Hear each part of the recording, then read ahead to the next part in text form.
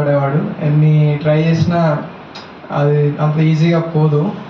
But దేవుడికి అసాధ్యమైనది ఏది కూడా లేదు. ఆయన ఎవరినైనా స్వస్థపరచాలని ఆయన నిశ్చయించుకున్నట్లయితే అది ఎంత సివియర్గా ఉన్నా ఆయన స్వస్థపరుస్తాడు. So she received healing. Praise the lord. Hallelujah. అదేవిధంగా ఈరోజు సిస్టర్ యొక్క బర్త్డే కూడా. సో మన వాక్యం అయిపోయిన తర్వాత తనకి ప్రేయర్ చేస్తాము. ఇన్ కేస్ కేక్ కటింగ్ కూడా ఉంటుంది. సో మీరేం టెన్షన్ పడాల్సిన అవసరం లేదు. ఒకటవుతుందా లేదా వెనక తిరగాల్సిన అవసరం లేదు. మనందరి కోసము భోజనాలు కూడా సిద్ధపరిచారు. సో తన బర్త్డే సందర్భంగా సో వాళ్ళు భోజనాలు కూడా ఈ వారం రోజు ఈ యొక్క వారంలో మనకి ప్రొవైడ్ చేస్తున్నారు. కాబట్టి మీరు ఇక హాస్టల్ గురించి ఆలోచించకూడదు, టైం గురించి ఆలోచించకూడదు. శుభ్రంగా దేవుని వాక్యం వినండి. వర్షిప్ అయిపోయేదాకా అందరూ కూడా ఫెలోషిప్ చేద్దాం, భోజనాలు చేసుకొని అందరూ కూడా వెళ్దాం. సో ఇక టెన్షన్ పెట్టుకోవద్దు హాస్టల్ టైం అయిపోయిందని. సో దేవుడు ఇవన్నీ ఏర్పాటు చేశాడు ఈ యొక్క వారం రోజు. కాబట్టి దేవునికి వందనాలు కలుగును గాక. హల్లెలూయా. మంచిదండి. ఈరోజు ఒక ఒక ఒక ఒక గ్రంథం గురించి మాట్లాడాలని నా మనసులో ఉందన్నమాట. అదేంటిదంటే అందరికి తెలిసిందే, యోనా. అందరికి తెలుసు కదండి యోనా. సండే స్కూల్లో అయితే ఇక పాటలు దానికి ఫుల్ పాటలు ఉంటాయి. ఇక యోనా చేపను మింగారు, యోనాని చేప మింగింది, ఆయన 3 రోజులు ఉన్నాడు, ఆయన బతికే ఉన్నాడు అన్నాక ఆ యొక్క స్టోరీ వెల్ ఫేమస్. అసలు చర్చ్కే రానోడు కూడా తెలుసు అనమాట. జీవితంలో చర్చ్ మొహం కూడా చూడనోడు కూడా అసలు యోనా అనగానే కొద్దిగా ఒక స్టోరీ ఉంది అని చెప్పేసి ఒక ఐడియా వచ్చేస్తుంది అనమాట. సో అది వెల్ ఫేమస్ స్టోరీ యాక్చువల్గా. సో ఇది యాక్చువల్గా లాస్ట్ ఓల్డ్ టెస్టిమెంట్లో, పాత నిబంధనలో లాస్ట్ 12 రాసిన పుస్తకాలని ఏమంటారంటే మైనర్ ప్రాఫిట్స్ అంటారు అనమాట. అంటే చిన్న ప్రవక్తలు అంటారు. అంతకుముందు ఇంకా 4 ఉంటాయి. ఏంటిది? యెషయా, ఇర్మియా, ఎహెజ్కేలు, డానియేలు. ఇవన్నీ కూడా పెద్ద ప్రవక్తల కిందికి వస్తారు. అంటే పెద్ద ప్రవక్తలు చిన్న ప్రవక్తలని ఎట్లా డివైడ్ చేశారు అని అంటే మన సంఘంలో చేసినట్టు కాదు. అంటే 10,000 మంది ఉంటే పెద్ద పాస్టర్, 10 మంది ఉంటే చిన్న పాస్టర్ అని మనం డివైడ్ చేస్తాం కదా. ఆ లెక్కలో పెద్ద పెద్ద గ్రంథాలు, ఎక్కువ వాల్యూమ్ ఉన్న, ఎక్కువ అధ్యాయాలు రాసిన వాళ్ళు పెద్ద ప్రవక్తలు. ఒక 10 లేకపోతే 5, 2, 3 రాసిన అధ్యాయాలు అన్నీ కూడా చిన్న ప్రవక్తల్లాగా కేటగిరీ చేసి వాళ్ళు అట్లా చేయడం జరిగింది. కానీ దేవుని దృష్టిలో ఎవ్రీవన్ ఈజ్ ఈక్వల్. సో పెద్ద ప్రవక్త చిన్న ప్రవక్త దేవుని దృష్టిలో ఉండదు, మనుషుల దృష్టిలో ఉంటుంది. కాబట్టి సో ఆ ప్రకారంగా డివైడ్ చేయడం జరిగింది. మంచిది. ఈ యొక్క యోనా అనే పేరుకి అర్థం ఏంటిది అంటే, యోనా అంటే డవ్ అనేది తెలుసు కదండి. ఏంటిది? అది పావురం. సో మనం జనరల్గా పిజియన్ కూడా ఏమంటారంటే పావురమే అంటారు. బట్ పిజియన్కి డవ్కి చాలా తేడా ఉంటుంది. ఒకటే జాతికి సంబంధించినవి కాకపోతే ఆ రెండింటి మధ్యలో చాలా వ్యత్యాసం అనేది ఉంటుంది. సో ఇక్కడ పిజియన్ కాదు, ఇక్కడ యోనా అంటే మీనింగ్ డవ్ అని, పవిత్రమైనది లేకపోతే పరిశుద్ధమైనది అని ఒక అర్థం ఇచ్చే ఒక పదం అనమాట యాక్చువల్గా. సో యోనా అంటే డవ్ అని అర్థం అనమాట. అయితే ఈ యొక్క యోనా ఈ యొక్క గ్రంథం యొక్క స్పెషాలిటీ ఏంటనంటే తన మిస్టేక్స్ తాను రాసుకున్నాడు అనమాట. ఒక రకంగా జనరల్గా అందరూ కూడా ఏమైనా రాయరా బాబు నీ గురించి అంటే మంచి రాసుకుంటాం. పెద్దగా ఎగ్జాగరేట్ చేసేటివి, చాలా గొప్ప కార్యాలు చేసినవి, చాలా మంచివి అన్నీ రాసుకుంటాం జనరల్గా. ఏ మనిషి అని చేసేది అదే. But when comes to mistake we try to hide it. మనం దాచిపెట్టడానికి ప్రయత్నాలు చేస్తాం, కప్పు వేయడానికి ప్రయత్నాలు చేస్తాం, లేకపోతే సమర్థించుకోవడానికి ఏదో ప్రయత్నాలు చేస్తూ ఉంటాం. బట్ యోనా గ్రంథం యొక్క స్పెషాలిటీ ఏంటి అంటే ఆయన జీవితంలో ఏమేమి పొరపాట్లు చేశాడో అది రాసి పెట్టేశాడు. హల్లెలూయా. ఆయన నేను ప్రవక్త కదా, నేను నా పొరపాటు నేను రాసుకుంటే మనుషుల ముందు నేను తక్కువ అయిపోతానేమో, నేను చీప్ అయిపోతానేమో, నన్ను ఎవరు పట్టించుకోరేమో అనుకోలేదు. దేవుడు రాయించాడు, ఆయన రాశాడు. హల్లెలూయా.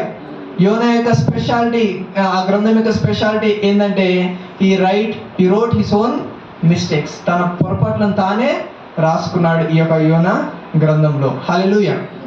మంచిదండి. ఒక చిన్న వాక్య భాగాన్ని చదువుకొని మనం ముందుకు వెళ్దాం. ఈ యొక్క అధ్యాయంలో అక్కడక్కడ బాగా చదవాల్సి వస్తుంది, మంచిది. మొదటి అధ్యాయము మొదటి 7 వచనాలు చదువుకుందాం. యెహోవా వాక్కు యోనాకు ప్రత్యక్షమై ఇలాగ సెలవిచ్చెను, నినివే పట్టణస్థుల దోషము నా దృష్టికి ఘోరమాయెను కనుక నీవు లేచి నినివే మహాపట్టణంలోకి పోయి దానికి దుర్గతి కలుగునని ప్రకటింపుము. అయితే యెహోవా తర్షీషు పట్టణంకు పారిపోవాలని యోనా యొప్పేకు పోయి తర్షీషునకు పోవు ఒక వాడను చూసి ప్రయాణంకు కేవి ఇచ్చి యెహోవా సన్నిధిలో నిలవక ఓడవాడితో కూడి తర్షీషునకు పోవుటకు ఓడ ఎక్కెను. అయితే యెహోవా సముద్రం మీద పెద్ద గాలి పుట్టింపగా సముద్రం మీద గొప్ప గాలి పుట్టింపగా సముద్రమందు గొప్ప తుఫాను రేగి ఓడ బద్దలైపోగట్టు వచ్చెను. కాబట్టి నావికులు భయపడి ప్రతి వాడును తన తన దేవతను ప్రార్థించి ఓడ చులకన చేయుటకై అందులోని సరుకులు సముద్రంలో పారవేసింది. అప్పటికి యోనా ఓడ దిగువ భాగమున పోయి పండుకొని గాడి నిద్రపోయి ఉండెను. అప్పుడు ఓడ నాయకుడు అతని ఎద్దకు వచ్చి, పోయి నిద్రపోతా నీకేమి వచ్చినది, లేచి నీ దేవుని ప్రార్థించుము, మనము చావకుండా ఆ దేవుడు మన యందు కనికరించుడేమో అనెను. చాలా ప్రార్థన చేసుకుందాం. మహాపరిశుద్ధుడా, నీకు స్తోత్రం చెల్లిస్తున్నాను. ఇక యోనా గ్రంథాన్ని మేము ఈ దినం ధ్యానిస్తుండగా నీ ఆత్మ సహాయాన్ని, నీ కృపను నీ దాసులను నాకు అనుగ్రహించి అవసరమైన వాక్యాన్ని అర్థమయ్యే శైలిలో బోధించడానికి కృప చూపించమని యేసు నామములో ప్రార్థిస్తున్నాను తండ్రి, ఆమేన్. మంచిదండి. ఈ యొక్క చదవబడిన ఈ లేఖనంలో చూస్తే యోనా అనే ప్రవక్త దగ్గరికి దేవుని యొక్క వాక్కు ప్రత్యక్షమైందని వింటున్నాం. ప్రత్యక్షమైన తర్వాత ఏమంటున్నాడంటే, నువ్వు వెళ్ళి నినివే పట్టణానికి వెళ్ళి మీ మీదకి దుర్గతి రాబోతుంది, దేవుని యొక్క తీర్పు రాబోతుంది, దేవుని యొక్క పనిష్మెంట్ మీ దేశం మీదకి రాబోతుంది అని ప్రకటించు అని చెప్పేసి ఎవరు చెప్తున్నాడు? యోనాకి చెప్తా ఉన్నాడు. ఎందుకంటే యోనా అనే వ్యక్తి దేవుని యొక్క ప్రవక్త. దేవుని యొక్క ప్రవక్త యొక్క పని ఏంటి అని అంటే దేవుడు ఏం చెప్తే అది చేయడం, అంతే. ఇక నో మళ్ళా బార్గెన్స్ ఏం లేవు. ఇక నేను అక్కడికి వెళ్తా ఇక్కడికి వెళ్తా, నాకు ఆ ప్లేస్ ఇష్టం లేదు, ఈ ప్రజలు ఇష్టం లేదు కానీ చెప్పాల్సిన పనిలే, చెప్పకూడదు. ఇక అవన్నీ మాటలు మాట్లాడకూడదు. నువ్వు వెళ్ళాలి అంటే వెళ్ళాల్సిందే, ఇక అంతే. ఈ మాటలు చెప్పాలి అంటే చెప్పాల్సిందే. అది ప్రవక్త యొక్క పని. అయితే ఈ యోనా ఏం చేశాడు? యోనాకి నినివే పట్టణానికి వెళ్ళు అని చెప్పేసారంటే ఎక్కడికి వెళ్తున్నాడు? తర్షీషుకు వెళ్తా ఉన్నాడు. ఎందుకని నినివేకి వెళ్ళకుండా తర్షీషుకు వెళ్ళడానికి ప్రయత్నాలు చేస్తూ ఉన్నాడు? దేవుని మాటకి ఎందుకు అంత విరోధంగా ప్రవర్తిస్తూ ఉన్నాడు? ఏ ప్రవక్త అయినా బైబిల్ గ్రంథంలో అంత రిబెల్లెస్గా మనం చూడం. జనరల్గా దేవుడి మాటకి వ్యతిరేకంగా వెళ్ళే, ఇంటెన్షనల్గా వ్యతిరేకంగా వెళ్ళే ప్రవక్తని మనం బైబిల్ గ్రంథంలో చాలా మటుకు మనం చూడం జనరల్గా. బట్ యోనా ఇంటెన్షనల్గా దేవుడు ఈ ప్రాంతానికి వెళ్ళమంటే దానికి ఆపోజిట్లో వెళ్తూ ఉన్నాడు. దేవుడు రైట్ సైడ్ వెళ్ళమంటే డైరెక్ట్గా లెఫ్ట్ సైడ్ వెళ్తూ ఉన్నాడు. ఎందుకు అంత కఠినంగా ప్రవర్తించాడు? ఒక ప్రవక్త అయి ఉండి, దేవుని యొక్క సేవకుడు అయి ఉండి ఎందుకంత డిసోబీడియన్స్ చూపించాడు? దేవుడికి అంత వ్యతిరేకత ఎందుకు చూపించాడు అనంటే కారణము ఏంటిదంటే నినివే అనే ఒక పట్టణం. ఏంటిదండి? నినివే అనే పట్టణము కారణం. యోనాకి ఇష్టం లేని ప్రాంతం ఏదైనా ఉందంటే నినివే. ఎందుకు అని అంటే నినివే గురించి చూస్తే నినివే అనేది అషీరియన్ల క్యాపిటల్ సిటీ. అషీరియన్స్, ఓకే. అషీరియన్స్ అనేది పాత బంధంలో ఆ రోజుల్లో ఒక బలమైన ఒక రాజ్యం అన్నమాట అది. అయితే అది ఆ నినివే పట్టణం అనేది ఒక క్యాపిటల్ సిటీ. అషీరియా అనే ప్రాంతానికి, ఇండియాకి ఎట్లాగైతే ఢిల్లీ క్యాపిటలో, అలాగే అషీరియా అనే ఒక దేశానికి నినివే అనేది ఒక క్యాపిటల్ సిటీ. అది అది ఒక నది ప్రాంతంలో ఉంటుంది అనమాట. నదికి ఆనుకొని ఉంటుంది, పెద్ద సిటీ. కొన్ని లక్షల మంది అక్కడ బ్రతుకుతూ ఉంటారు, వ్యాపారాలు చేస్తూ ఉంటారు. మంచి వెల్ డెవలప్డ్ సిటీ అనమాట. అయితే ఈ నినివే ప్రజలు చాలా క్రూరులు, చాలా అంటే చాలా క్రూరులు. ఎంత అంటే వాళ్ళని డిస్క్రైబ్ చేయలేం. అంత నీచమైన వాళ్ళు, అంత క్రూరమైన వాళ్ళు, దయా దాక్షిణ్యం లేని రాక్షసులు వాళ్ళు. వారు ఒకవేళ ఒక దేశం మీదకి వెళ్ళి యుద్ధాన్ని చేశారనుకోండి, యుద్ధాన్ని చేసిన తర్వాత ఆ యుద్ధంలో దొరికిన మనుషులను ఎంత కిరాతకంగా చంపుతారు అని అంటే మనం కళ్ళతో చూడలేనంత దరిద్రమైన చావు మనం చూస్తాం అనమాట. ఎందుకంటే వాళ్ళు ఎట్లా చేస్తారంటే ఆ మనుషులను తీసుకొచ్చేసి ఫస్ట్ నాలుకలు కోసేస్తూ ఉంటారు, తర్వాత వేళ్ళను కట్ చేస్తూ ఉంటారు. అంటే మనిషి ప్రతి క్షణము ఒక నరకం అనుభవిస్తాడనమాట. వారి చేతిలో చిక్కాలే కానీ ఆ మనిషి వాడంతా కిరాతకంగా హింసిస్తూ ఉంటారు. వేళ్ళను నరికేస్తూ ఉంటారు, చేతులు నరికేస్తూ ఉంటారు. వాళ్ళు చూస్తుండగానే ఇక ఏమంటారు, మనుషులను పొడిచేసి ఇట్లా కెరోసిన్ పోసేసి తగలబెడతా ఉంటారు. బ్రతికి ఉండగానే ఆడవాళ్ళని రేప్ చేసేస్తూ ఉంటారు. చిన్నపిల్లలని కూడా చూడకుండా వాళ్ళని కాల్ చేస్తూ ఉంటారు. డైరెక్ట్గా ఇట్లా పడుకొని పిల్లలు ఏడుస్తూ ఉంటుంటే వాళ్ళని ఇట్లా ఫోన్ చేస్తూ ఉంటారు, నిప్పంటిచ్చేస్తూనే ఉంటారు. అసలు కనికరం అనేది వాళ్ళు ఉండదు.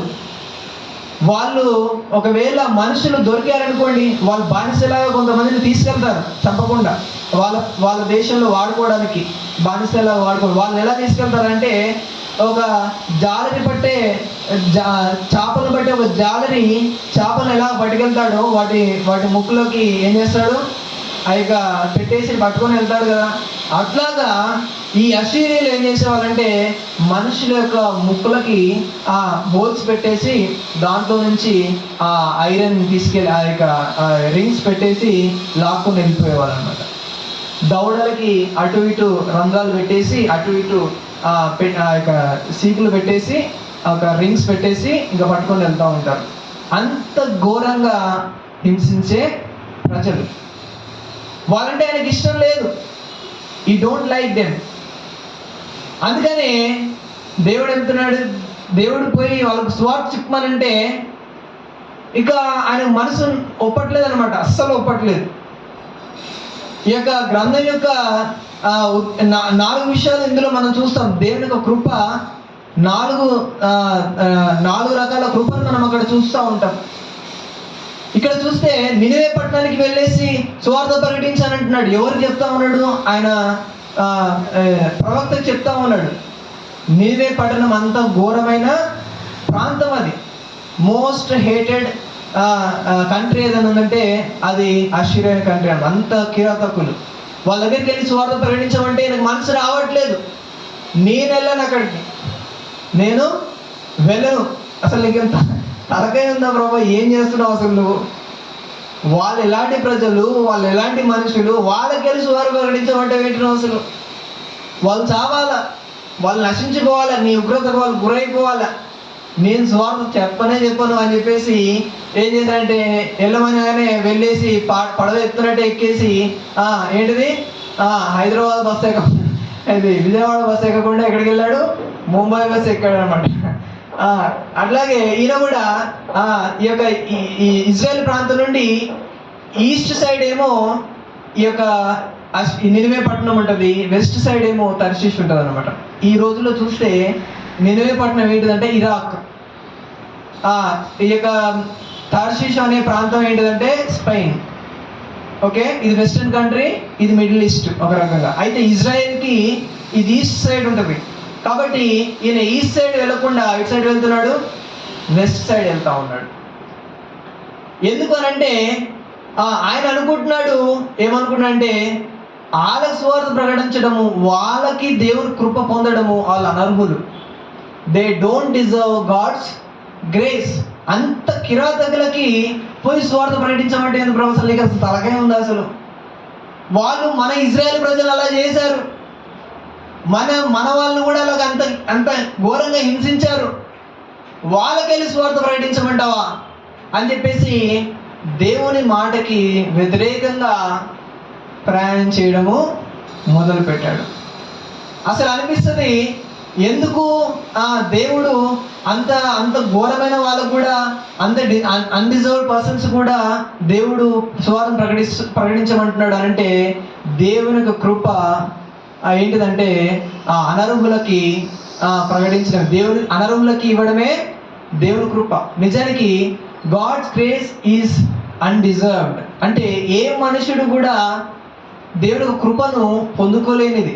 నిజానికి మనం అనుకుంటా ఉంటాము దేవుని కృప వాళ్ళ అర్హులు కాదు, అంత కిరాతకులు, వాళ్ళు మర్డరర్స్, వాళ్ళు రేపిస్టులు, లేకపోతే వాళ్ళు కిరాతకులు, వాళ్ళు అది ఇది అని చెప్పేసి మనము చూస్తూ ఉంటాం. కానీ దేవుడు అలా చూడండి. దేవుని కృప అన్డిజర్వ్డ్ కోసమే, అంటే అనర్హుల కోసమే ఆయన కృప ఉన్నది. నిజానికి నువ్వు నేను అర్హులమేనా మరి అంటే మనం అనుకుంటా ఉంటాము, వాడికంటే మనం చాలా బెటర్, సో ఖచ్చితంగా అర్హులమే. మనం అంత కిరాతకులం అయితే కాదు, ఎవరిని చంపేది లేదు, ఎవరిని రేపు చేసింది లేదు, ఎవరి దగ్గరికి వెళ్ళి దొంగతనాలు చేసింది లేదు. So obviously I'm deserved person అని చెప్పేసి మనకు అనిపిస్తూ ఉంటుంది. When we compare to cruel పీపుల్తో కంపేర్ చేసుకున్నప్పుడు, మన పొరుగు వాళ్ళతో మనం కంపేర్ చేసుకున్నప్పుడు, I deserve the God's grace, they don't deserve it అని చెప్పేసి మనకు అనిపిస్తూ ఉంటుంది. అపోజిట్ పౌలు అంటాడు, ఏమంటాడంటే నేను పాపులందరిలో కూడా ప్రధానుడను అని చెప్పేసి అంటూ ఉంటాడు. ఒకసారి చూద్దాం ఆ మాట. 1 తిమోతికి రాసిన పత్రిక 1వ అధ్యాయము 16వ వచనం.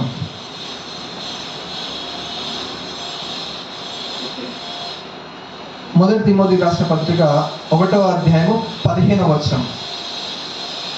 పాపులను రక్షించుటకు క్రీస్తు యేసు లోకమునకు వచ్చిన వాక్యము నమ్మదగినదియు పూర్ణాంగీకారమునకు యోగ్యమైనదే ఉన్నది. అట్టి వారిలో నేను ప్రధానుడను అని చెప్పేసి అంటా ఉన్నాడు. ఎవరు అంటున్నాడు ఆ మాట? అపోస్తులుడైన పౌలు అంటున్నాడు. పౌలు అంత కిరాతకుడు అండి, మనకంటే ఎన్నో రెట్లు మోస్ట్ బెటర్ పర్సన్ ఆయన. నిజానికి ఆయన అంటున్నాడు, పాపులలో నేను ప్రధానుడును, I'm the chief of the sinners అంటున్నాడు, I'm the worst of the sinners అంటున్నాడు. ఎందుకు ఆ మాట వచ్చేసింది ఆయన నోట్లో నుంచి? అంత పెద్ద మాట వచ్చేసింది. అంత పెద్ద పాపాలు ఏం చేశాడు ఆయన అనంటే, he did not compare his life with others. ఆయన యేసుక్రీస్తుతో కంపేర్ చేసుకున్నాడు. హల్లెలూయా. యేసుక్రీస్తుతో కంపేర్ చేసుకున్నప్పుడు ఆయనకు అర్థమైంది, I am the worst sinner in this world అని చెప్పేసి. యేసుక్రీస్తు యొక్క జీవితంతో తన జీవితాన్ని పోల్చుకున్నప్పుడు అప్పుడు తెలిసి వచ్చింది ఆయన ఎంత పాపాత్ముడో, ఎంత అపవిత్రుడో, ఎంత దుర్మార్గుడో అని చెప్పేసి అప్పుడు తెలిసి వచ్చింది. అప్పుడే అర్థమై అంటున్నాడు, I'm the worst of the sinners అంటా ఉన్నాడు. మనమైతే ఏం చేస్తూ ఉంటాము? మన పక్కన వాళ్ళతో కంపేర్ చేసుకుంటూ ఉంటాము. వాడు వారానికి 5 సినిమాలకు వెళ్తా అంటే నేను ఒకటే సినిమా, నేను వాడికంటే చాలా బెటరు, వాడు అసలు ప్రార్థనకే రాడు, అసలు ప్రార్థనే చేయడు, అసలు నేను రోజుకి 3-4 సార్లు చేస్తూ ఉంటాను, సో వాడికంటే నేను చాలా బెటర్ అని చెప్పేసి మనం మనుషులతో కంపేర్ చేసుకొని మనం బెటర్ అని మనం ఫీల్ అవుతూ ఉంటాం. కానీ మనం కంపేర్ చేసుకోవాల్సిన మనుషులతో కాదు. మన స్టాండర్డ్ ఆఫ్ లివింగ్ ఎవరితో ఉండాలా? దేవుడితో, ప్రభువైన యేసుక్రీస్తు యొక్క లైఫ్తో మనం కంపేర్ చేసుకోవాలి. మనుషులతో కాదు మనం కంపేర్ చేసుకోవాల్సింది. వాడికంటే నేను బెటర్ సిన్నర్ అని కాదు, దేవునితో పోల్చుకున్నప్పుడు అప్పుడు తెలిసి వస్తుంది how worst sinners we are అని చెప్పేసి, ఎంత ఘోరమైన పాపులం మనము అని చెప్పేసి మనకు అర్థమవుతుంది. అపోస్తలుడైన పౌలు అదే చేశాడు. మనుషులతో ఆయన కంపేర్ చేసుకోడు, దేవుడితో కంపేర్ చేసుకున్నాడు. యేసు క్రీస్తు లైఫ్తో కంపేర్ చేసుకున్నప్పుడు అప్పుడు వచ్చిందనమాట, నేను వర్స్ట్ ఆఫ్ ద సిన్నర్ అని చెప్పేసి. అప్పుడు అంటున్నాడు, ఆయనను దేవుని కృప నన్ను కటాక్షించింది అని చెప్పేసి తర్వాత వచనంలో ఆయన చెప్పుకొస్తూ ఉంటాడు. అంటే దేవుని కృపకి ఏ ఒక్కరం కూడా అర్హులము కాదు. We're undeserved people. నిజానికి God's grace is for undeserved. ఎందుకంటే ఎవరు డిజర్వ్ లేడు అసలు భూమి మీద. డిజర్వ్ పొంది అంటే అర్హులమైన వాళ్ళు ఎవరు లేరు భూమి మీద.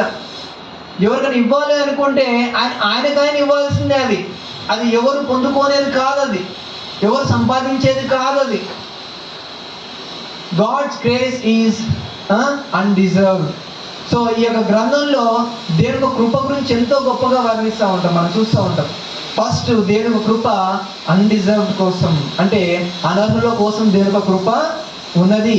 అందుకనే ఈ యొక్క యోనా చాలా తక్కువగా తాను కంపేర్ చేసుకుంటున్నాడు. యోనా ప్రజలతో ఇజ్రాయెల్ ప్రజల్ని కంపేర్ చేస్తున్నాడు. కాబట్టి వాళ్ళు చాలా వర్స్ట్ పర్సన్స్. వాళ్ళకి నీ కృప పొందడానికి వాళ్ళు అర్హులు కానే కాదు. నీ కృప పొందుకునే యోగ్యత వాళ్ళకి లేదు.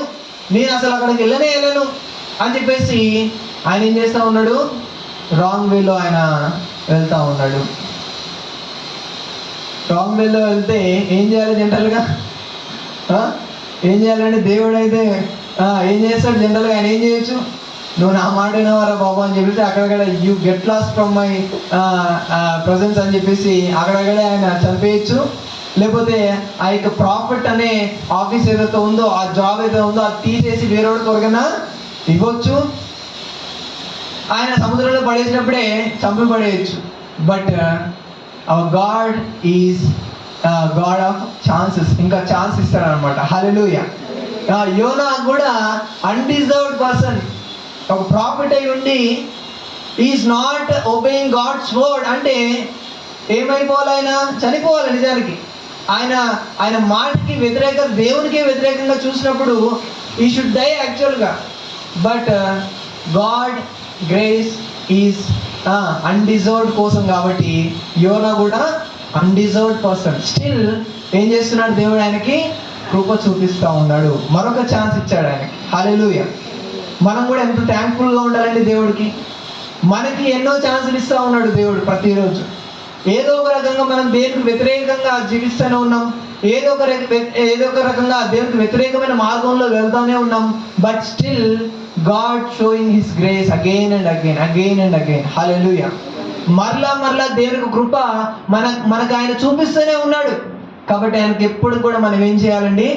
థ్యాంక్ఫుల్గా ఉండాలి. హల్లెలూయా. అనర్హుల కోసమే దేవుని యొక్క కృప. అనర్హుల కోసం, మనందరం అనర్హులం కాబట్టి దేవుని యొక్క కృప అనర్హుల కోసము ఉన్నది. రెండోదిగా చూస్తే ఈ యొక్క ప్రవక్త దేవునికి వ్యతిరేకంగా వెళ్తా ఉన్నాడు. వెళ్తున్నప్పుడు తుఫాను వచ్చిందంట. ఆ గాలులు వచ్చాయి, తుఫాన్లు వచ్చాయి, అలలు వచ్చేసాయి. ఆ యొక్క పడవ బద్దలైపోయే పరిస్థితి వచ్చేసింది. ఆ నావలో పనిచేసే వెళ్తున్న వాళ్ళందరూ కూడా ఏంటంటే అకస్మాత్తుగా వచ్చేసింది. ఇంత తుఫాన్, ఇంత ఘోరమైన ప్రమాదం మన జీవితంలో ఎప్పుడు చూడలేదు. ఇది మామూలు తుఫాన్లు కాదు, దేవుడి యొక్క ఉగ్రతనే అది అని చెప్పేసి ఎవడు కాడు ప్రార్థన చేయడం మొదలుపెట్టాడు. ఎవడు దేవుడు కాడు అందరూ అంటే వాళ్ళందరూ కూడా అన్యులే. ఎవడు దేవుడు వాడు మొక్కుతా ఉన్నాడు, ఏడుస్తూ ఉన్నాడు. ఏం అర్థం కావట్లేదు.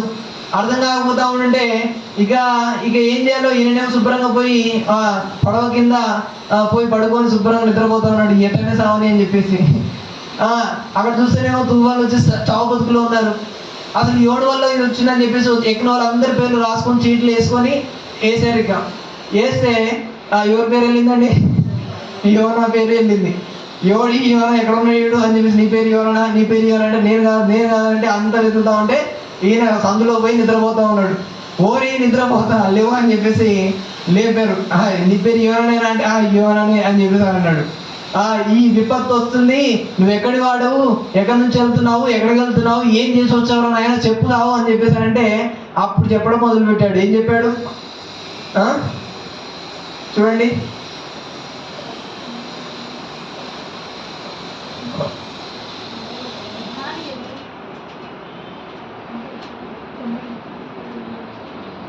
చదవండి అది. నేను హెబ్రీయుడను సృష్టికర్త అయి యెహోవా యందు భయభక్తులు గలవాడును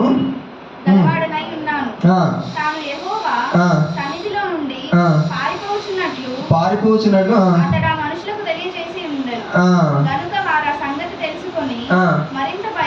మరింత భయపడి చేసిన పని ఏమని అతన్ని అడిగిరి.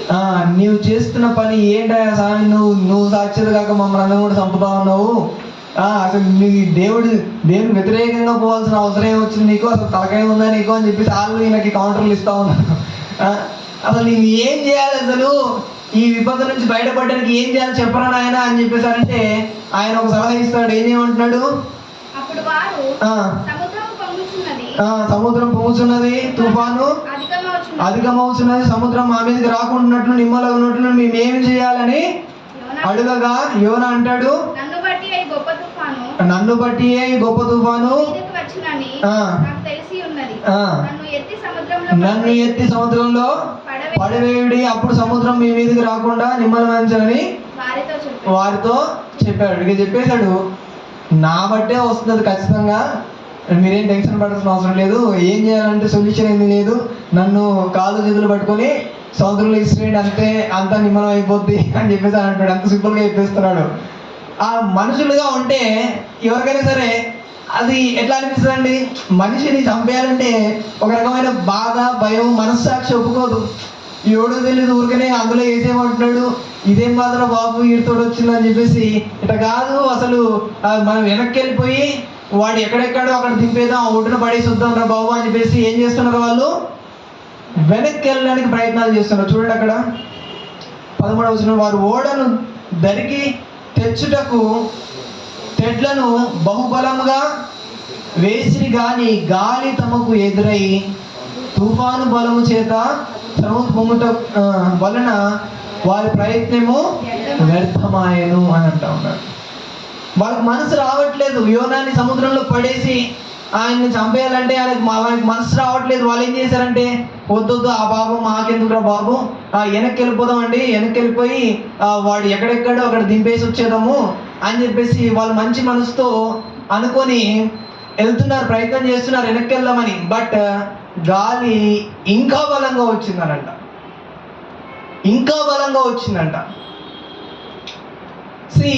మనము ఇది ఒకటి గుర్తుపెట్టుకోవాలి. కొన్నిసార్లు మనం కొంతమంది మనుషులను కాపాడాలని ప్రయత్నం చేస్తాం కానీ అది చాలా వర్స్ట్ అవుతుంది. కొన్నిసార్లు మనం మంచి ఇంటెన్షన్తో, మంచి మనస్సాక్షితో ఒక వ్యక్తికి హెల్ప్ చేయాలని ప్రయత్నాలు చేస్తూ ఉంటాం. When God involves in that case, దేవుడు ఇన్వాల్వ్ అయిన కేసులో మనం ప్రయత్నించి వాళ్ళని బయటపడేయడానికి లేకపోతే వాళ్ళకి హెల్ప్ చేయడానికి మనం ప్రయత్నం చేసినప్పుడు ఇట్ విల్ హర్ట్ మోర్. యాక్చువల్గా మనం ఆ బాధ నుంచి తప్పిద్దామని ప్రయత్నం చేస్తే ఆ బాధ ఇంకెక్కువ అవుతుంది. కొన్నిసార్లు అది హెల్ప్ చేయడానికి పోతే హర్ట్ అవుతుంది అనమాట, ఇంకా వర్స్ట్ అవుతూ ఉంటుంది ఆ సిచ్యువేషన్. సో సమ్టైమ్స్ దేవుడు ఇన్వాల్వ్ అయిన మ్యాటర్లో మనం తలదోచుకోవడము మంచిది కాదు. జస్ట్ మన చేతులు ఎత్తేసి ప్రభువా అని చెప్పేసి ప్రార్థన చేసుకొని సైలెంట్గా ఉండడం బెటర్. అర్థమైందా? మనం ఇన్వాల్వ్ అయ్యామనుకోండి ఆ సిచ్యువేషన్ ఇంకా వర్స్ట్ అవుతుంది కొన్నిసార్లు. ఎందుకంటే God knows how to bring A people in his way. దేవుడికి తెలుసు ఎవరిని ఎలాగా ఆయన మార్గంలోకి తీసుకురావాలో ఆయనకి తెలుసు. ఆయనే కొన్నిసార్లు విపత్తులు తీసుకొస్తాడు ఆ మనిషిలోనికి, ఆయనే ఆ కష్టాలు ఆ వ్యక్తిలోనికి తీసుకొస్తాడు కొన్నిసార్లు. ఎందుకు అనంటే not to kill him but to teach him. Hallelujah. దేవుడు ఆయన చంపడానికి కోసం కాదు, ఆయన ఒక లెసన్ని టీచ్ చేయడం కోసం. మనం మధ్యలో హీరోలాగా ఎంటర్ అయిపోయి మనం ఏదో ప్రయత్నం చేసేసి ఆయన బయటపడేద్దాం, ఆయన ఏదో చేసేద్దాం, నేను సహాయం చేద్దాం అని చెప్పేసి మనం ప్రయత్నాలు చేస్తే కొన్నిసార్లు అది చాలా వర్స్ట్ అయిపోతుంది. ఆ సిచ్యువేషన్ ఘోరం అయిపోతుంది. చాటంత కాక చాపంత అవుతుంది అనమాట, అంత ఘోరం అయిపోతుంది పరిస్థితి. సో కొన్నిసార్లు మనం ఇన్వాల్వ్ అవ్వకపోవడమే మంచిది కొన్ని సిచ్యువేషన్స్లో. When God especially enters in to that situation, దేవుడు ఎంటర్ అయిన సిచ్యువేషన్, దేవుడు జోక్యం చేసుకొని చేస్తున్న పరిస్థితులలో మనం ఎంటర్ కాకపోవడమే మంచిది. ఇక్కడ చూస్తే వీళ్ళు ప్రయత్నం చేస్తున్నారు, మంచి ఇంటెన్షనే, but God's plan is not that. యాక్చువల్గా దేవుని ఉద్దేశం అది కాదు. యోనాకి something he want to show యాక్చువల్గా. అందుకనే వాళ్ళ ప్రయత్నానికి ఇంకా వ్యతిరేకంగా వచ్చేస్తూ ఉంది, ఇంకా ఎక్కువగా వచ్చేస్తూ ఉంది ఆ తుఫాను. ఇక ఏం చేయాలని చెప్పేసి కంగారు పడిపోయి బలులు అర్పించేసి ఈ పాపం మా మీదకి రాకుండా చూడు తండ్రి అని చెప్పేసి ప్రార్థన చేసుకొని అందరూ కూడా యెహోవాకు ప్రార్థన చేశారంట. చూడండి 14వ వచనం, కాబట్టి వారు యెహోవా నీ చిత్త ప్రకారముగా నీవే దీన్ని చేసితివి, ఈ మనుషుని బట్టి మమ్మను లయము చేయకుందువు గాక, నిర్దోషిని చంపిదరన్న నేరము మా మీద మోపకుందువు గాక అని యెహోవాకు మనవి చేసుకొని అని చెప్పేస్తున్నాం. ఎవరు మొక్కుతున్నారు? అందరు కలిసి అన్య ప్రజలు అందరూ కూడా ఎవరు మొక్కుతున్నారు? ఎవరో దేవుడు మొక్కుతున్నారు. ఇంకా మొక్కేసి ఈ నేరం మా మీదకి రానియకపోయినా మీ ప్రవక్తను అందులో వేసేస్తున్నాము అని చెప్పేసి మంచిగా ప్రార్థన చేసుకొని పట్టుకొని 2 కాళ్ళు చేతులు పట్టుకొని అవతల ఇసిరేశారు. ఇసిరేగానే ఏమైందంట, ఒక చాప వచ్చేసి మింగేసిందనంట. మింగేసినప్పుడు మనం చాలాసార్లు ఈ యొక్క చాప దేవుడు యోనాని మింగింది ఈ యొక్క చాప గురించి మాట్లాడుతున్నప్పుడు చాలా మందికి అదెట్ట సాధ్యం అవుతుంది అసలు? చాప కడుపులో 3 రోజులు ఎట్ట బతికాడు వాడు అని చెప్పేసి ఏం చేస్తారు మనుషులు? నమ్మరు అనమాట. కొంతమంది ఏమనుకుంటే it is a fictional story, అది కల్పిత కథ, లేకపోతే ఇది ఒక అలగరికల్ స్టోరీ, అంటే అలంకార రూపంలో చెప్పారు అని చెప్పేసి కొంతమంది అనుకుంటా ఉంటారు. బట్ బైబిల్ చెప్తా ఉంది it is a real story అని. Hallelujah, it is a real story. ఒక పర్సన్ యాక్చువల్గా క్రిస్టియన్ ఫ్యామిలీలో పుట్టాడు, బట్ హీఈస్ అన్ ఎథీస్ట్, అంటే దేవుడే లేడు అనే కోణంలోకి వెళ్ళిపోయిన వ్యక్తి అనమాట. వాడు ఎందుకు వెళ్ళాడు ఏం కాదో మనకు తెలియదు, బట్ ఈజ్ అన్ ఎథిస్ట్గా మారిపోయాడు. హ్యూమనిస్ట్గా, అంటే మానవతావాదిగా, లేకపోతే దేవుడే లేడని చెప్పుకునే ఒక తత్వంలోకి వెళ్ళిపోయి క్రైస్తవుల్ని హేళన చేయడం అది చేస్తూ ఉండేవాడు. ఒకరోజు సాల్వేషన్ ఆర్మీ అనే ఒక సంస్థ సువార్త ప్రకటించడానికి వీధుల్లో వెళ్ళేసి స్ట్రీట్స్లలో కనిపించిన వ్యక్తులందరూ కూడా సువార్త ప్రకటిస్తూ ఉంటున్నారు. అందులో కూడా ఒక అమ్మాయి ఏం చేస్తుందంటే ఆమె కూడా సువార్త ప్రకటిస్తూ ఉంది. అయితే ఈయన మధ్యలో దూరేసి వాళ్ళు కొంచెం ఏడిపిద్దామని చెప్పేసి మధ్యలో దూరేసి బైబిల్ నీకు అంతా వస్తా, మాది బైబిల్ అంతా తెలుసా నీకు అని అన్నాడు. బైబిల్ తెలుసండి అని చెప్పేసి అంది. యోనా గురించి తెలుసు కదా, ఆ స్టోరీ అంతా తెలుసా నీకు అని అన్నాడు. తెలుసండి అని అన్నాడు. అంత తెలుసు కదా, యోనా 3 రోజులు చేపల కడుపులో ఉన్నాడు అని చెప్పేసి రాయబడింది కదా, అది నువ్వు నమ్ముతావు అసలు అని చెప్పేసి అన్నాడు. బైబిల్లో రాయబడింది కండి, ఖచ్చితంగా నేను నమ్ముతాను అని చెప్పేసి అంది ఆమె. అంటే అనేసి అది మరి ఎలాగో బతకడం సాధ్యం ఇది చెప్పు నాకు అసలు. ఒక వ్యక్తి చేప కడుపులో 3 రోజులు చావకుండా బతకడం ఎలా సాధ్యమో చెప్పు అసలు, నేను వింటాను అని చెప్పేసి నవ్వుకుంటా హేళన చేస్తూ ఉన్నాడు అనమాట. చేస్తూ ఉంటే ఆయన బ్రతికున్నాడు అన్న విషయం నాకు తెలుసు, కానీ ఎలా బతికాడో నాకు తెలీదు. నేను పరలోకానికి వెళ్ళినప్పుడు ఒకసారి కలిసి ఆయనతో మాట్లాడి కనుక్కుంటాను, ఎలా బతికాడు అని చెప్పేసి ఆయన్నే కనుక్కుంటాను అని చెప్పేసి అన్నాడు. అప్పుడు ఈయన ఎకసకాలుగా ఏమన్నాడంటే ఒకవేళ నువ్వు పరలోకానికి వెళ్ళిన తర్వాత యోనా అక్కడ కనిపించకపోతే, ఆయన నరకానికి వెళ్ళిపోతే అని అంటే అప్పుడు నువ్వు కనుక్కో అని చెప్పి, ఎందుకంటే ఈ నరకానికి పోతాడు కదా దేవుడు నమ్మనుడు అని చెప్పేసి అని చెప్తా ఉన్నాడు. సో ఈ యొక్క స్టోరీ అనేది it's not a fictional story, it is not an allegorical story, it is a factual story. ఇది వాస్తవమైనది. ఎందుకంటే ప్రభువైన యేసు క్రీస్తే స్వయంగా తానే చెప్పాడు. ఏమన్నాడంటే మత్తయి సువార్త 12వ అధ్యాయంలో ఏమంటాడంటే, ఏ విధంగా అయితే యోనా చాప కడుపులో 3 దినములు 3 రాత్రులు తాను ఉన్నాడో, అదే ప్రకారంగా మనుష్య కుమారుడు కూడా భూగర్భంలో 3 దినములు 3 రాత్రులు ఆయన ఉంటాడు అని చెప్పేసి ఏం చేశాడు ఆయన సువార్తలో యేసు క్రీస్తే స్వయంగా ఆ మాట చెప్పాడు. ఒకవేళ అది కల్పితమైనదైతే దేవుడు చెప్పడు. సో జీసస్ హిమ్సెల్ఫ్ దాన్ని పోర్ట్రే చేశాడు కాబట్టి, దాన్ని చెప్పాడు కాబట్టి ఖచ్చితంగా అది ఏంటిదండి, వాస్తవమైన స్టోరీ. ఇక్కడ చూస్తే దేవుని యొక్క ఇక్కడ చూస్తే దేవుని యొక్క కృప చూస్తే ఆ యొక్క చాపనే దేవుని యొక్క కృప ఒక రకంగా. హల్లెలూయా. ఆ యొక్క చాపనే దేవుని యొక్క కృప ఏర్పాటు చేశాడంట. అక్కడ చూడండి, యెహోవా నియమించి ఉండగా తిమింగలం గొప్ప మత్స్యం ఒకటి యోనాను మింగవాలని యెహోవా నియమించి ఉండగా అని యోనా 3 దినములు ఆ మత్స్య కడుపులో ఉన్నాడు. దేవుడు నియమించాడంట. God appointed a big fish to swallow యోనాని మింగడానికి ఆయన ఒక చేపను అపాయింట్ చేశాడు. మింగాలి కానీ చంపకూడదు, ఓకేనా? ఆర్డర్ ఇచ్చేసాడు అనమాట, మింగాలి కానీ చంపకూడదు, కంట్రోల్ యువర్సెల్ఫ్ అని చెప్పేసి అని ఆర్డర్ ఇచ్చేసి మరి పంపించేశాడు. సో ఇక్కడ చూస్తే యోనాని సముద్రంలో వేశాడు, బట్ దేవునికి కృప ఏ రూపంలో వచ్చింది అని అంటే ఆ చేప రూపంలో వచ్చింది. యోనా చేపలో కడుపులోకి వెళ్ళిన తర్వాత ఆ డైజెస్టివ్ జ్యూసెస్ అన్ని రిలీజ్ అవుతుండొచ్చు, చూడడానికి కంపు కొడుతుండొచ్చు, ఊపిరి కూడా సరే పీల్చుకోవడానికి ఇబ్బంది కలుగుతుండొచ్చు. ఆ యొక్క కడుపులో ఎంతో ఏమంటారు అన్కంఫర్టబుల్గా, ఇన్కన్వీనియన్స్గా అది ఉంటుంది. But still it is a grace of God. Hallelujah. అది ఎందుకంటే గాడ్స్ గ్రేస్ ఈజ్ అన్ఎక్స్పెక్టెడ్. ఊహించలేనిది దేవుని యొక్క కృప. నువ్వు అనుకున్న రూపంలో దేవునికి కృప రాదు. మనం అనుకోవచ్చు కొన్నిసార్లు ఈ రూపంలో వస్తుందేమో, ఆ రూపంలో వస్తుందేమో, ఆయన ద్వారా వస్తుందేమో, ఈయన ద్వారా వస్తుందేమో, కొన్నిసార్లు మన ఎస్టిమేషన్స్ కొన్ని వేసుకుంటూ ఉంటాం. బట్ దేవునికి కృప అన్ఎక్స్పెక్టెడ్, మనం ఊహించలేనిది. దేవునికి కృప ఊహించలేనిది. ఏ రూపంలో వస్తుందో మనకు తెలియదు. యోనాని ఆ యొక్క సముద్రంలో పడివేసినప్పుడు ఆయనకు తెలియదు.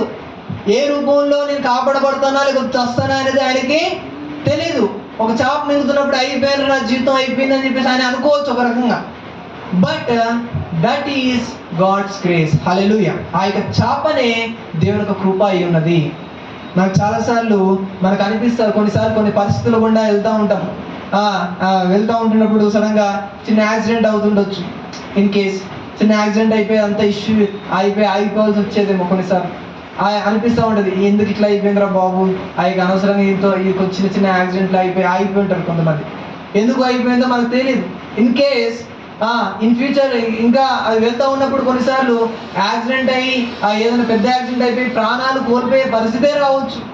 దట్స్ వై ఆ చిన్న యాక్సిడెంట్తో అంటే చిన్న డాష్ తోటే అక్కడ గొడవ ఏర్పాటు చేసి అక్కడ ఆపేసి ఉండవచ్చు. నేను కొన్నిసార్లు ఫ్లైట్లు మిస్ అవ్వచ్చు, కొన్నిసార్లు ట్రైన్ మిస్ అయిపోవచ్చు. కొన్నిసార్లు చాలామంది ఆల్రెడీ రిజర్వేషన్ చేసుకుంటారు, వెయిటింగ్ లిస్ట్లో ఉంటాయి. కొంతమంది క్యాన్సిల్ చేసుకుంటారు, వెయిటింగ్ లిస్ట్లో ఉన్న వాళ్ళకి అది వస్తూ ఉంటుంది. కొన్ని ట్రైన్ యాక్సిడెంట్లు అవుతూ ఉన్నాయి. ఈ రీసెంట్గా చూస్తూ ఉంటుంటే 3-4 నెలల్లోనే 3-4 ట్రైన్ యాక్సిడెంట్లు జరిగిపోయాయి. ఆ ట్రైన్ యాక్సిడెంట్లో ఎంతమంది క్యాన్సిలేషన్ చేసుకుంటూ వచ్చి చెప్పండి టికెట్స్, ఏదో కారణం చేత. వాళ్ళకి 1000 రూపాయలు 2000 రూపాయలు పెట్టి టికెట్లు కొనవచ్చు. దాంట్లో వాళ్ళకి 500 రూపాయలు రిటర్న్ 1500 రూపాయలు లాస్ కావచ్చు. ఇన్ కేస్ ఎందుకోసం ఆగిపోయారో మనకు తెలియదు. జ్వరం వచ్చిండొచ్చు, లేకపోతే ఏదైనా చిన్న ఫైనాన్షియల్ ఇష్యూ ఉండొచ్చు, ఏదో ఒక రకంగా వాళ్ళు ఆగిపోయి ఉండవచ్చు. But that is God's grace ఒక రకంగా. హల్లెలూయా. వాళ్ళు వెళ్ళి ఉంటే ఆ మరణించిన వాళ్ళలో వీళ్ళు కూడా ఒక రై ఉండే వాళ్ళేమో. కాబట్టి దేవునికి కృప ఏ రూపంలో వస్తుందో మనకి తెలియదు. కొన్నిసార్లు మనకు అది బాధ కలిగిస్తుంది. బట్ ఫ్యూచర్లో కొద్దిగా ముందుకు వెళ్ళిన తర్వాత మనకు అర్థమవుతుంది ఇట్ ఈస్ గాడ్స్ గ్రేస్ అని చెప్పేసి. హల్లెలూయా. సచిన్ టెండూల్కర్ అనే వ్యక్తి తెలుసు మనకి, క్రికెట్లో గాడ్ ఆఫ్ క్రికెట్ అని ఆయనకు ఒక పెద్ద బిరుదు కూడా ఇచ్చారు. ఆయన 10th ఫెయిల్ అయిపోయాడు. 10th ఫెయిల్ అయినప్పుడు చాలా డిప్రెషన్లోకి వెళ్ళిపోయాడు. ఒక రకంగా ఆయన మనసులో ఇక జీవితంలోకి నేను దేనికి పనికిరాను అనే పరిస్థితికి వచ్చాడు ఒక రకంగా. బట్ అదే ఆయనకి దేవుని కృపగా మారింది. ఎందుకంటే ఆ 10th ఫెయిల్ అవ్వడం వల్ల కంప్లీట్గా క్రికెట్ మీద తన కాన్సన్ట్రేషన్ చేయడం మొదలుపెట్టాడు. ఏమైపోయాడు? క్రికెట్లో ద మోస్ట్ నెంబర్ 1 బ్యాట్స్మెన్గా పేరు ప్రఖ్యాతలు పొంది గొప్ప స్థాయిలోకి ఆయన వెళ్ళిపోయాడు. ఎందుకు అంటే అందులో ఒక రకంగా ఫెయిల్ అవ్వడం తన జీవితానికి, ఆయన జీవితానికి అది ఒక గ్రేస్ కానీ అది ఒక రకంగా. కాకపోయింటే ఒక 10th ఇంటర్లో అలాగే టైం వేస్ట్ చేసుకుంటా కొన్నిసార్లు తన జీవితాన్ని ఏదో అల్లటప్పగా అయిపోయేదేమో. బట్ అక్కడే ఆ యొక్క ఫెయిల్యూర్ కొన్నిసార్లు ఆయనకి వేరే రూట్ని చూపించే అవకాశము తనకి దొరికింది. తన లైఫ్ టర్న్ అవే ఒక అవకాశం తనకి దొరికింది. ఒక వ్యక్తి జాబ్ చేస్తూ ఉన్నాడు ఒక సాక్ష్యంలో. జాబ్ చేస్తూ ఉంటుంటే అన్యాయంగా, ఆయన ఏం తప్పు చేయలేదు, స్టిల్ ఒక క్రిస్టియన్ అనే ఇక వ్యతిరేకతతో తను ఏం చేశారంటే ఆ జాబ్ నుండి తీసేశారు. జాబ్ నుండి తీసేస్తే ఏం చేయాలో అర్థం కాక తను చాలా డిప్రెషన్లోకి వెళ్ళిపోయి ఏం చేయాలో అర్థం కాక ఈ పరిస్థితి నాకెందుకు వచ్చింది, నేను మంచి నమ్మకమైన క్రైస్తవును కదా, నా జీవితంలోకి ఎందుకు ఇలాంటి పరిస్థితి వచ్చిందని బాధతో ఉన్నప్పుడు ఆయన ఇక ఇవన్నీ జాబ్లో అవన్నీ వద్దు, ఒక చిన్న బిజినెస్ స్టార్ట్ చేద్దామని చెప్పి చిన్న బిజినెస్ స్టార్ట్ చేశాడు. ఈయన ఇప్పుడు ఏమైపోయాడంటే వరల్డ్ క్లాస్ బిజినెస్ మ్యాన్గా అయిపోయాడు, బిలియనీర్ అయిపోయాడు. ఆ కేసులో ఆ సిచ్యువేషన్లో తనకు హార్ట్గా అనిపించింది, తనకు బాధగా అనిపించింది. మంచి జాబ్ నుండి నన్ను తీసేశారు, నిన్ను న్యాయంగా మంచిగా పనిచేసినా సరే అన్యాయంగా నన్ను తీసేశారని ఒక బాధ తనకు కలిగింది. But that is God's grace. ఎందుకంటే అది జరగడం వల్లే you became a greatest business man in your field. గొప్ప బిజినెస్ మ్యాన్గా నువ్వు అయ్యావు, మంచి బిలియనర్గా నువ్వు దీవించబడ్డావు. ఒక వ్యక్తి ఈ విధంగానే కొంతమంది చాలా సాక్ష్యాలు మనం చూస్తూ ఉంటాం. We try many ways. కొంతమంది బిజినెస్లో చాలా ఫెయిల్యూర్ అయిపోయాడు, ఏం చేసినా సరే లాసెస్ చేస్తూ ఉన్నాయి. ఆత్మహత్య చేసుకోవాలన్న పరిస్థితి తనకు అనిపించింది. దాని తర్వాత ఎవరో స్టాక్ మార్కెట్ గురించి తను చెప్పిన తర్వాత దాని గురించి నేర్చుకున్నాడు, స్టాక్ మార్కెట్లో ఇన్వెస్ట్ చేయడం మొదలుపెట్టాడు. ఇప్పుడు 20,000 crores ఉన్నాడు ఆయన. 20,000 crores స్టాక్ మార్కెట్లో. అదొక వే తనకు ఏర్పడింది.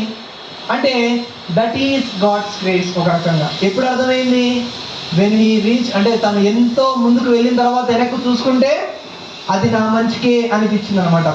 అప్పుడు అనిపించదు. ఆ సిచ్యువేషన్లో ఉన్నప్పుడు మనకు అది మంచిగా అనిపించదు.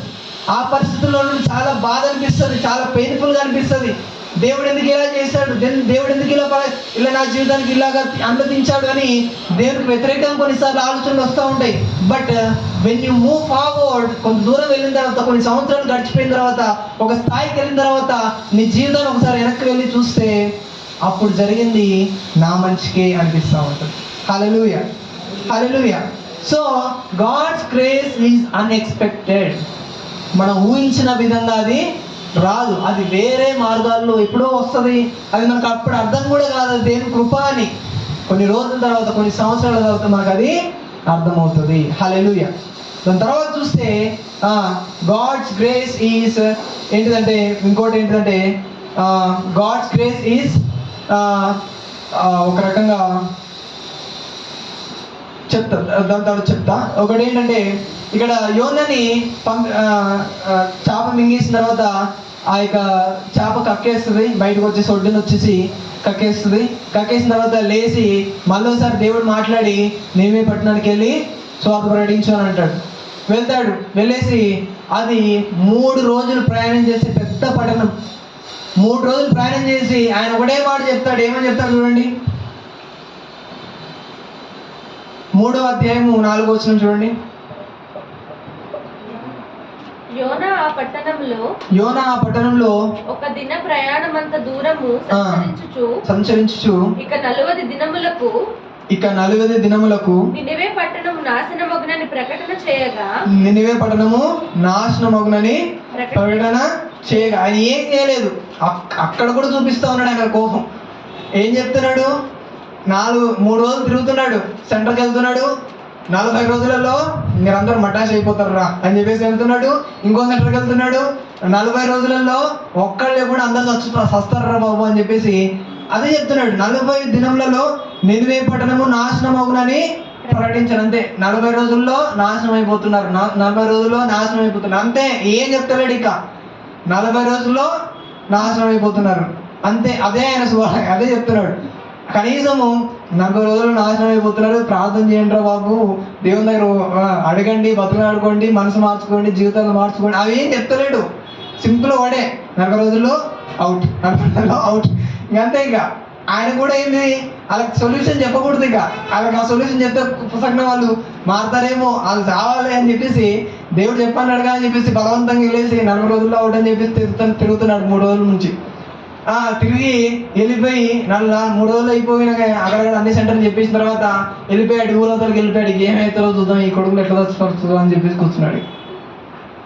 అయితే అక్కడ చూస్తే వాళ్ళందరూ కూడా ఆ సువార్త విన్న తర్వాత ఏమైపోయారంట, మారు మనసు పొందారట. చూడండి అక్కడ రాజు నినివే పట్టణం వారు 6వ వచనంలో ఆ సంగతి నినివే రాజునకు వినబడినప్పుడు అతడు తన సింహాసనము మీద నుండి దిగి తన రాజవస్త్రములను తీసివేసి గోనెపట్ట కట్టుకొని బూడిదలో కూర్చుండెను.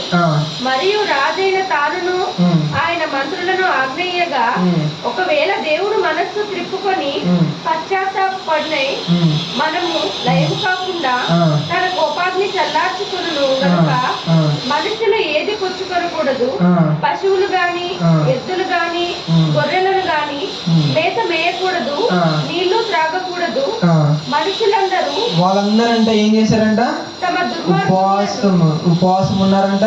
వారు దుర్మార్గతను విడిచిపెట్టారంట.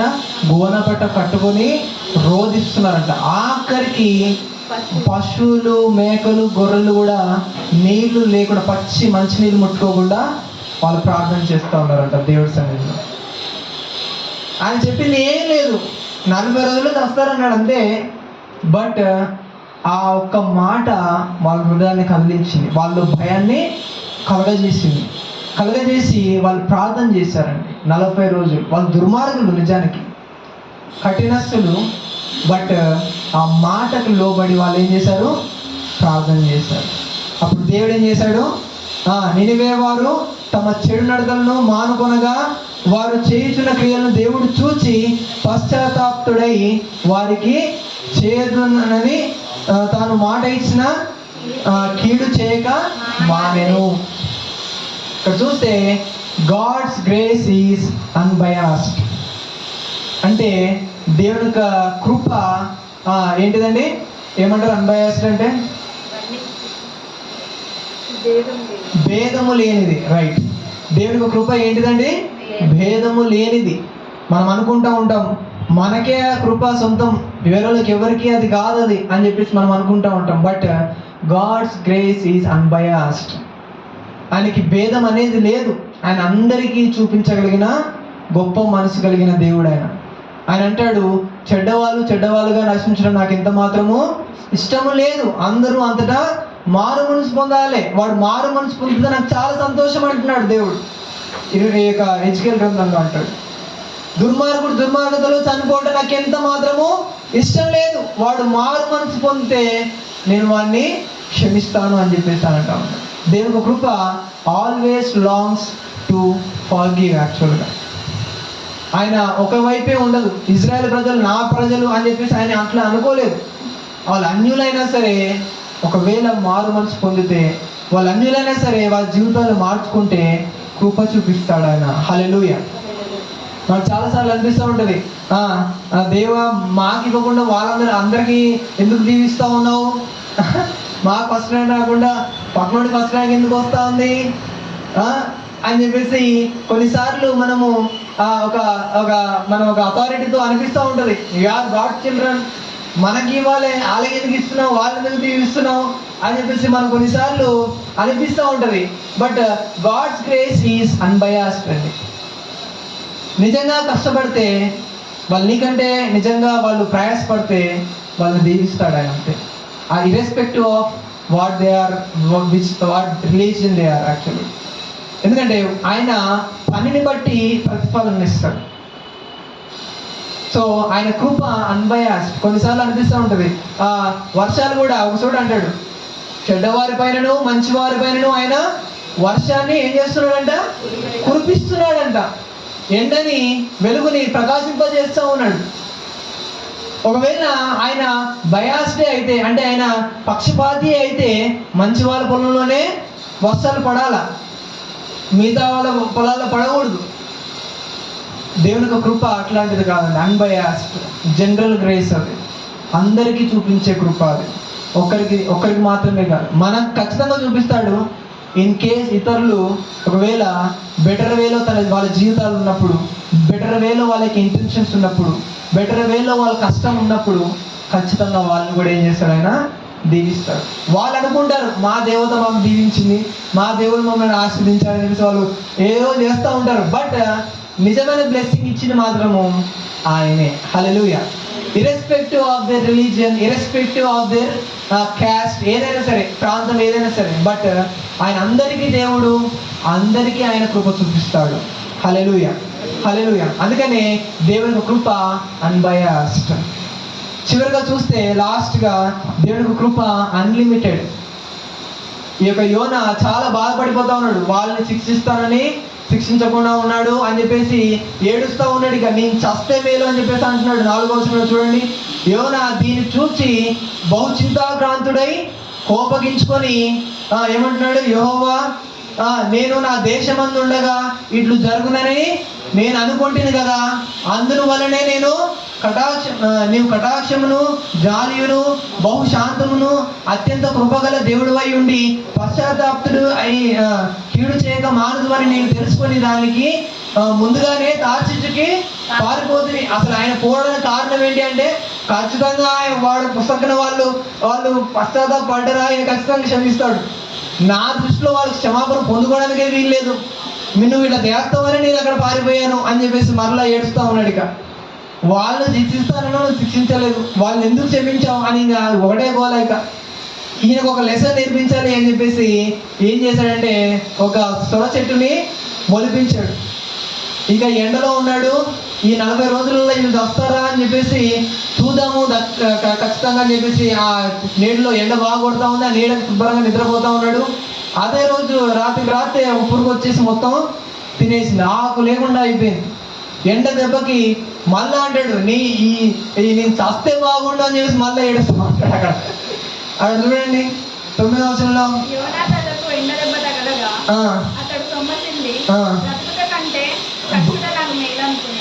భక్తుడు కంటే చచ్చుట నాకు మేలు. అప్పుడు దేవుడు అంటాడు, ఏమంటాడు, ఈ సొర చెట్టును కూర్చి నీవు కోపగించడం న్యాయమా అని అంటే, అప్పుడు యోహా అంటాడు, ప్రాణం పోనంతగా కోపించుట న్యాయమే అని అంటున్నాడు. ప్రాణం పోయినంతగా కోపించడం న్యాయమే, తప్పే లేదు దీంట్లో అని అంటా ఉంటాడు. నువ్వు విత్తలేదు, దాన్ని ఏం చేయలేదు, దానితో అదే మోల్చి రాత్రి పుట్టి చనిపోయిన దాని విషయమే నువ్వు అంతగా కోపగిస్తూ అంతగా బాధపడుతూ ఉంటున్నావే. 1,20,000 మంది కుడి ఎడమలు తెలియని ప్రజల విషయంలో నేనెంత జాగ్రత్త పడాలి అని చెప్పేసి అంటా ఉన్నాడు. 1,20,000 పీపుల్ నేను ఎట్లాగా నాశనం చేయాలి నా చేతులతో. వాళ్ళకి తెలియదు, చాలా మందికి కుడి అంటే రైట్ ఏందో రాంగ్ ఏందో తెలియని ప్రజలు. అక్కడ చూస్తే మనుషుల గురించి, పెద్ద మనుషుల గురించి కాదు ఆ మాట. పెద్ద స్కాలర్స్ చాలా మంది అంటారు, పిల్లలు చిన్న అప్పుడప్పుడే ఎదుగుతున్న యవ్వనస్తులు, ఏది మంచో ఏదో తెలియని 120,000 మంది ఉన్నారంట. అందులో నేను ఎలాగో వాళ్ళని చంపేది నా చేతులతో అని దేవుడు అంటా ఉన్నాడు. వాళ్ళు కృప పొందుకోవడానికి అనర్హులా? నువ్వు కూడా అనర్హుడివే, నేను నీకు చూపించట్లేదా? So you are not the judge to stand in between. నీ పని కాదు అది, కృప చూపించేది నా పని. నాకు తెలుసు ఎవరికి చూపించాలో ఎవరికి చూపించకూడదు. దేవుడు ఒక చూడంటాడు, ఎవరికి నేను కృప చూపించుతున్నో వానికి నేను కృప చూపిస్తాను, ఎవరి మీద నేను వ్యతిరేకత ఉంటాను వాడి మీద ఉంటాను. అది నా ఇష్టం. I know what the people are. ప్రజలు ఏంటో నాకు తెలుసు. అక్కడ చూస్తే సుగమ గొమ్మర పైన ఆయన కనికరం చూపించలే, లేపడేశాడు మొత్తం. బట్ నినివే దగ్గరకు వచ్చేసరికి కృప చూపించాడు. ఎందుకంటే హీ నోస్ ఎవ్రీ పర్సన్. అక్కడ ఆయనకు తెలుసు 120,000 మంది ఎట్లా ఉన్నారంట, వాళ్ళకి ఏం తెలియదంట పాపం, మంచి ఏదో చెడేదో వాళ్ళకి తెలియదు అన్న. So God's grace is unlimited. Hallelujah. అది ఒక ప్రాంతానికో ఒక ఫ్యామిలీకో చెందింది కాదు, అది అన్లిమిటెడ్. అది ఎవరికైనా ఉంటుంది, ఎంతవరకైనా ఉంటుంది. నీ జీవితాంతం ఆయన చూపించగలడు ఆ కృపని. హల్లెలూయా. కృప వెంబడి కృప ఆయన నీకు ప్రతిదినము ఆయన ఇస్తాడంట. Hallelujah. No one should complaint about his grace. God's grace is unlimited. ఒక చూడంటాడు, నీ కృప నిత్యము ఉండును. అది నిత్యము ఉంటుందంట, యుగ యుగాలు ఎప్పుడు చూపిస్తూనే ఉంటాడంట ఆ కృప. ఈరోజు చూపించిన కృప మళ్ళీ రేపు కొత్తదనంతో వస్తూ ఉంటుందంట. రేపు చూపించిన మళ్ళీ ఎల్లుండి రాదు, మళ్ళీ కొత్త వేలో వస్తూ ఉంటుందంట. Every day we are receiving God's graces in different forms. Hallelujah. So we should not be దేవుని యొక్క కృపను మనం అర్థం చేసుకోవాలి. It is unbiased, it is undeserved and it is unlimited. కాబట్టి మనం ఆ కృపని థ్యాంక్ఫుల్గా ఉండాలి. ఎవరికి చూపించినా వీ షుడ్ బి థ్యాంక్ఫుల్. మనం అనుకుంటా ఉంటాం కొన్నిసార్లు కిరాతకులకు కూడా కొన్నిసార్లు చూపిస్తూ ఉంటాడు, మనకు చాలా అసూయ వేస్తూ ఉంటుంది. ఆడికి ఎలా చూపించాడు దేవుడు కృప. అపోస్తలుడైన పౌలు విషయంలో కూడా అదే కదా. అననీయ దగ్గరికి వెళ్ళి అననీయ ఆయన కోసం అపోస్తలుడైన పౌలు కోసం ప్రార్థన చేయాలంటే లేదు ప్రభు, నీకు అర్థం కావట్లేదు, చాలా దుర్మార్గుడు, కిరాతకుడు, వాడు సంఘాన్ని హింసిస్తూ ఉన్నాడు, సంఘాన్ని కీడు చేసిన వ్యక్తి, ఆయన దగ్గరికి వెళ్ళి ప్రార్థన చేయమంటావు ఏంటి అని చెప్పేసి అనంటే దేవుడు అంటూ ఉంటాడు, లేదు లేదు నేను ఆయనను మార్చుకుంటా, you go and pray, that's all. నీ పని నేను చెప్పింది నువ్వు చేయాలంట. నువ్వు మధ్యలో దూరి ఇన్వాల్వ్ అవ్వాల్సిన పని లేదు. You are not a judge, I'm the person who gives grace. నేను ఇవ్వాలనుకున్నా ఆయనకి, ఆయన మార్చుకున్నాను, నేను వాడుకుంటాను. You go and pray, that's it. So దేవుడి యొక్క కృప అన్లిమిటెడ్. అది ఎవరికైనా పోతుంది, ఎవరి దగ్గరికైనా అది వెళ్తుంది. ఏ ప్రాంతంలో ఉన్న ప్రజల దగ్గరికైనా అది వెళ్తుంది. నువ్వు ఏ స్థితిలో ఉన్నా వెళ్తుంది, నువ్వు ఏ వయసులో ఉన్నా అది వస్తూనే ఉంటుంది. సో గాడ్స్ గ్రేస్ ఒక లిమిట్ అనేది కాదు, అన్లిమిటెడ్. ఎప్పుడు ప్రవహిస్తున్న ఒక నది లాంటిది అది. ప్రతిదినం పొందుకునే కృప మనకి దేవుడు ఇచ్చాడు. హల్లెలూయా. అందరూ కూడా ప్రార్థన చేసుకుందాం.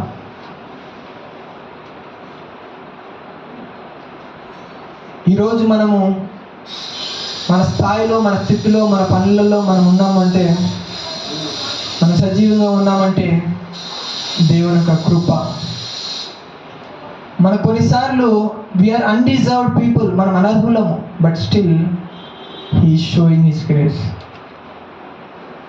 మన కొన్నిసార్లు దేవుని కృపగా కొన్ని అనిపించవు, కానీ కొన్ని సంవత్సరాల తర్వాత వెనక్కి తిరిగి చూసుకుంటే నిజంగా అది దేవుని కృపనే. ఆ పరిస్థితి